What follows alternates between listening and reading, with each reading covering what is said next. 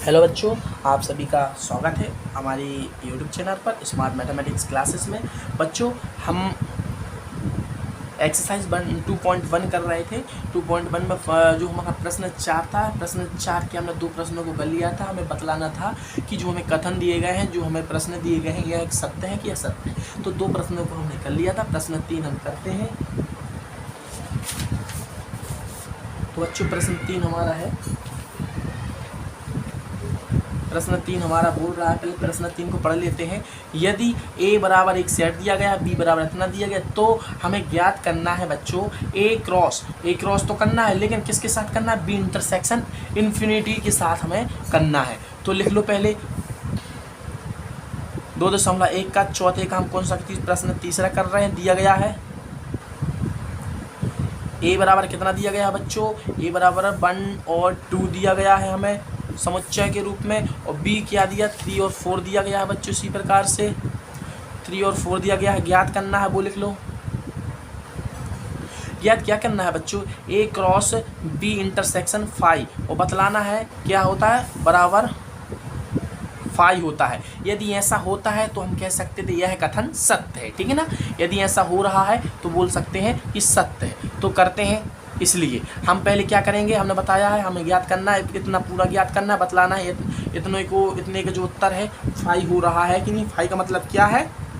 आरिक्त समुच्चय। आरिक्त नहीं, रिक्त समुच्चय।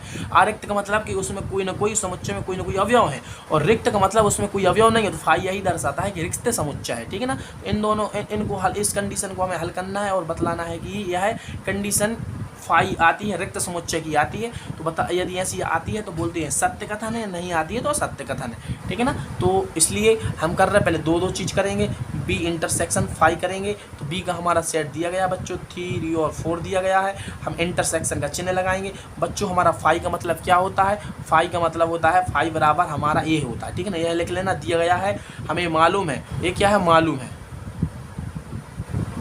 हमें मालूम है फाई बराबर क्या होता है? खाली समुच्चय होता है। इसलिए तो b इंटरसेक्शन फाई बराबर क्या होगा? उभयनिष्ठ अवयव देखने। हम जब भी इंटरसेक्शन ज्ञात करते हैं, जब भी हम सार्वनिष्ठ समुच्चय निकालते हैं, तो 2 या 2 से अधिक समुच्चय का हम क्या निकालते हैं? उभयनिष्ठ अवयव। तो इसमें तो कुछ एक में तो ये खाली एक में है, तो इसमें उभयनिष्ठ कोई हो, तो इसमें हमारा उत्तर होगा, हमारा उत्तर भी क्या होगा? खाली समुच्चय होगा। या हम इसको कह सकते हैं फाली, रिक्त समुच्चय, या इसको फाई से दर्शाते हैं। तो पहले हमारा निकल गया है। आगे कर रहे हैं बच्चों, ठीक है ना। यहाँ तक आएगा। ये तो हमारा दूसरा था प्रश्न, इसको हमने दूसरे आपको इसके बारे में करवा दिया है। तो बच्चों, अब हम कर रहे हैं, हमने एक कंडीशन निकाल ली है। दूसरी कंडीशन है a क्रॉस, हमें क्या निकालना है? b इंटरसेक्शन फाई, और बताना है कि यह फाई, यदि फाई उत्तर आता है तो हमारा उत्तर सही है, बोल दे यह कथन सत्य है। तो देखो बच्चों, अब हम इनमें मान रख देते हैं। a का मान क्या है? 1 और 2 है, और हमारा जो क्या है, बीच में क्रॉस लगा है, और जो हमारा b इंटरसेक्शन फाई निकला है, b इंटरसेक्शन फाई का मतलब क्या होता है? हमारा क्या है? यह भी खाली कोष्टक है, ठीक है ना। यह कह सकते फाई है। तो बच्चों, इसमें हमें क्या निकालना है? इसमें हमें इसके क्रमित योग में बनाना है। तो क्रमित योग में कितने होंगे? a cross b intersection phi के क्रमित योग कितने होंगे? कितना खाली समुच्चय होगा, क्योंकि इसमें तो अवयव है, इसमें अवयव नहीं है, तो हमारे क्रमित योग में बन ही नहीं पाएंगे। तो इसको हम कह सकते हैं ऐसा या फाई। इसको हम फाई से दर्शाते हैं, इसलिए हम कह सकते हैं यह कथन सत्य है, ठीक है ना बच्चों। हमारा हो गया है, हमने प्रश्न 3 आपको करके बता दिया है। हमें दिया गया था और मालूम है कि फाई बराबर क्या होता है? रिक्त समुच्चय होता है। हमने पहले क्या है कि बी इंटरसेक्शन फाई निकाला। बी इंटरसेक्शन फाई निकालने पर हमें क्या आया था? रिक्त समुच्चय ही आया था। इसका हमने क्रॉस किया था, कार्तीय गुणन निकाला, तो इसको भी उत्तर क्या? फाई आया, जो कंडीशन में दिया गया था। कंडीशन बोल रही थी यदि उत्तर फाई आता है तो फाई हमारा उत्तर आ गया है, यह कथन सत्य है। तो बच्चों, हमने प्रश्न 3-4 के हमने तीनों प्रश्नों को कर लिया है। अब हम प्रश्न 5 से करेंगे। तो बच्चों, प्रश्न 5 बहुत अच्छा प्रश्न है। प्रश्न 5 को पढ़ते हैं। तो बच्चों, प्रश्न 5 हमारा बोल रहा है, यदि a बराबर इतना है तो हमें ज्ञात करना है a क्रॉस a ज्ञात करना है। तो बच्चों, बहुत अच्छा प्रश्न है। तो लिखते हैं, दिया गया है। देखिए मैं नाम लिखते हैं, a क्या है? दिया गया है।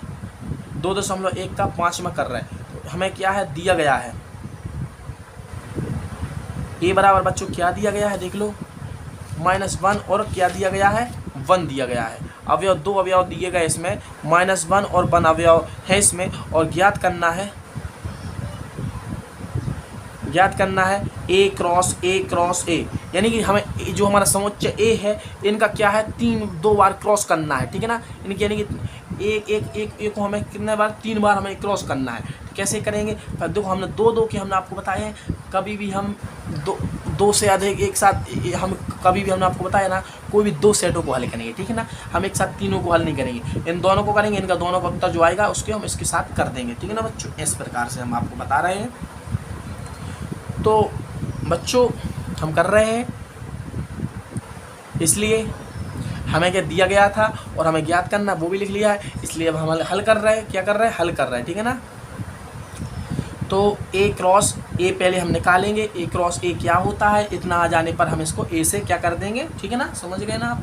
तो इसको हम करते हैं, क्या है बच्चों, ए क्या है हमारा, ए क्रॉस का मतलब क्या होता है, कार्तीय गुणन निकालना है। कार्तीय गुणन के बारे में हम आपको बता दिया है, कैसे निकालना पड़ता है कार्तीय गुणन, ठीक है ना। ए और ए का भी वही है, ए क्रॉस ए हमारा दिया गया है तो लिख दिया।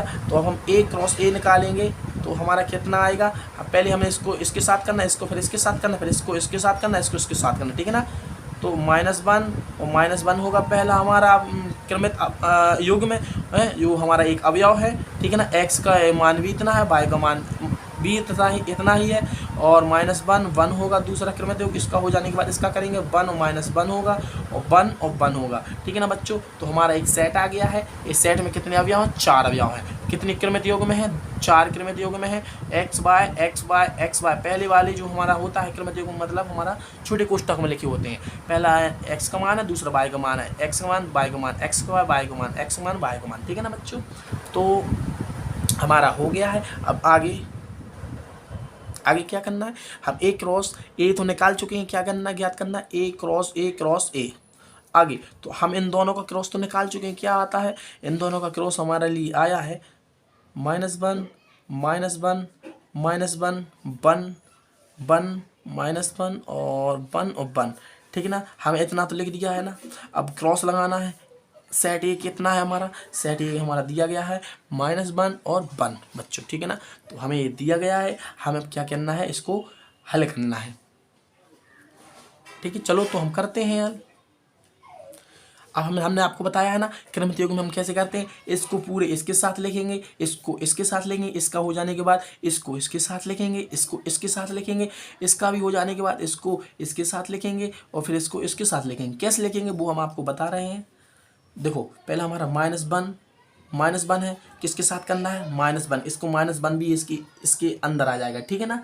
-1 भी इसमें अंदर आ जाएगा, क्यों, इसमें कितने हैं, इसमें 3 सेटों के बारे में बात कर रही है। तो इसका मतलब होता है x y और z, 3 दर्शा रहे हैं, 3, तो x y z इसको हम कह सकते हैं, ठीक है ना बच्चों। और इसी प्रकार से इसमें आएगा, इसमें कैसा, इसको दोनों के साथ, इसके एक के साथ किया है। अब हम बच्चों दोनों 2 के साथ -1 इसके साथ और इसके साथ करेंगे, 1 हो गया। इसके दोनों के साथ हो जाने के बाद इसका करेंगे, तो हम कर रहे हैं, आप समझ जाना।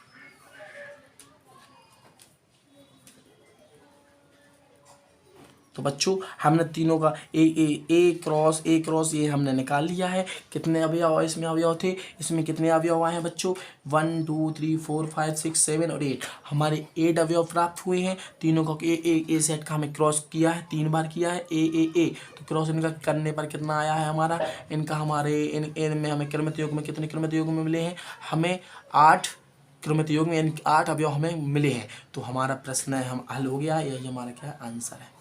प्रश्न हमारे 5वां भी हमने कर लिया है। 5 हमें क्या दिया गया था, एक सेट दिया गया था, ज्ञात करना था ए। तो हमने आपको बताया हमें एक साथ तीनों को नहीं हल करेंगे, 2 को हल करेंगे, किन्हीं भी दो चीज़ों को हल करते हैं, 2 को हल करने के बाद तो तीसरे को हल करेंगे, इन दोनों का जो उत्तर आएगा, इन दोनों के उत्तर को इसके साथ करेंगे, तो वही हमने किया है, तो हमारा आंसर आ गया है बच्चों। प्रश्न 5 भी हमारा हो गया है।